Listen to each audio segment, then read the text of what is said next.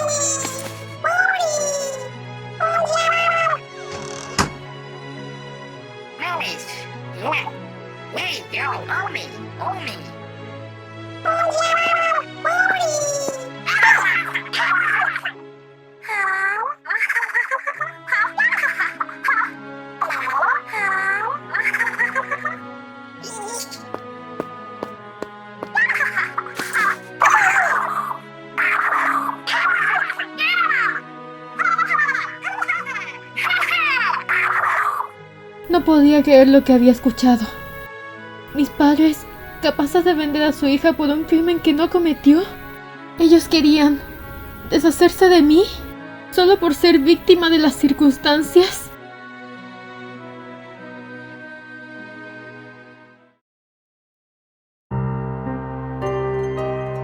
Los siguientes 8 años en las instalaciones de Histeria fueron una caminata por el infierno de Alighieri.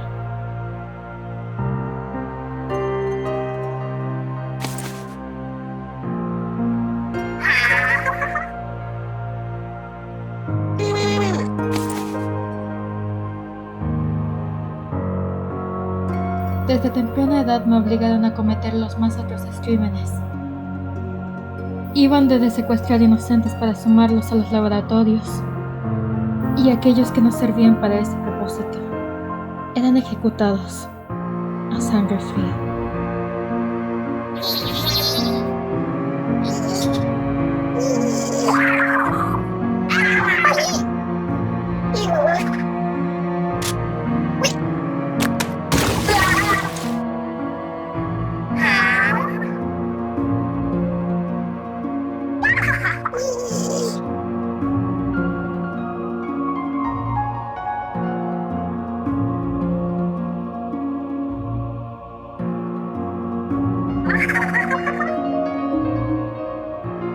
Los experimentos constaban de liberar a sus demonios internos, sometiéndolos a múltiples pruebas.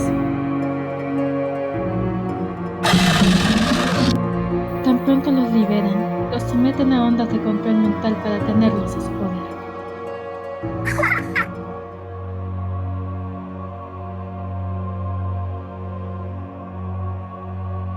Me costó desde un inicio que lo de la academia era falso y que mis padres jamás me ayudarían a salir. Odié este lugar por el daño psicológico que me provocaron, así como a mis padres por haberme vendido. No conformes con la tortura que las otras reclutas me hacían día a día, tenía que lidiar con algo más interno, pero no más ajeno a mí dentro de mi cabeza.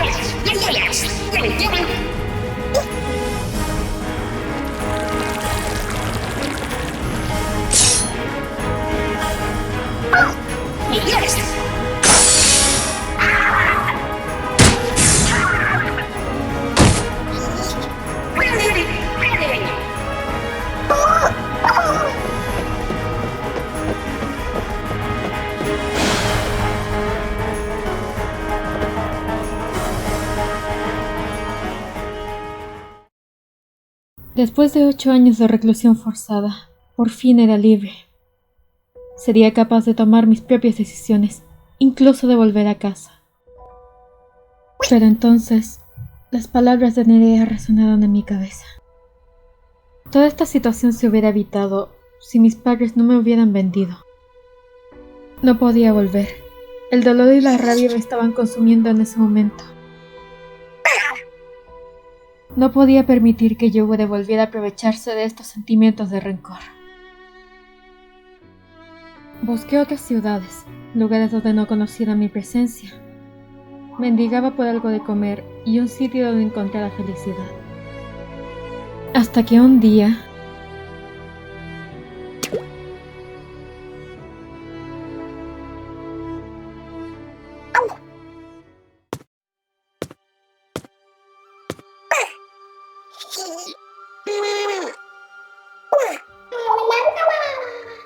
Estaba fascinada. Era la primera vez que atestiguaba un evento así en mi vida. Ver al astro rey sumergirse en el horizonte era el espectáculo más hermoso que podían ver mis ojos en este nuevo mundo. Pero lo que más me impactó llegó al final. El último rayo de sol que se sumerge en el océano es de color verde. similar al color de mis ojos. Había encontrado el simbolismo de mi nombre, y con él, mi libertad.